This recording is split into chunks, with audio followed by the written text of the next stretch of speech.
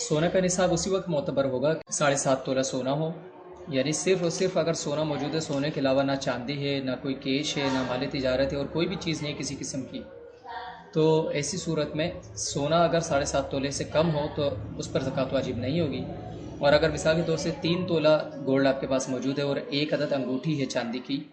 तो अब सोना के निसाब मोतबर नहीं होगा बल्कि चांदी का निसाब मोतबर होगा, यानी 52.5 तोला चांदी की जो कीमत अभी बनती है, जो कि 2024 में इस साल के मुताबिक तकरीबन 1,33,000 रुपये बन रही है 52.5 तोला चांदी की, तो वो मोतबर होगी। यानी सोने के अलावा अगर कोई सी भी दो अजनास जमा हो जाएं, यानी सोना और चांदी जमा हो जाए, या कैश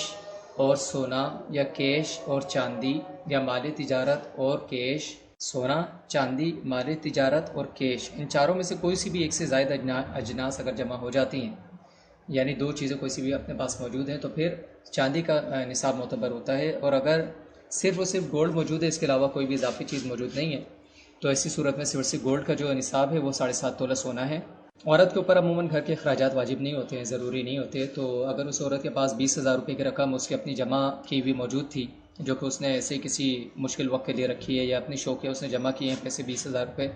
और उसके पास 2 तोला सोना मौजूद है, तो अब इसके ऊपर ज़कात वाजिब होगी, क्योंकि 2 तोला सोने की जो कीमत है वो तकरीबन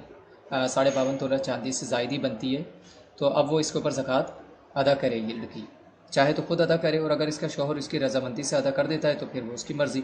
लेकिन वाजिब जो होती है वो इसी औरत के ऊपर होती है, यानी जो जिसकी मिल्कियत में ये चीज़ मौजूद है, तो हर शख्स अपनी अपनी मिल्कियत के हिसाब से देखेगा कि मैं साहिब निसाब हूँ या नहीं।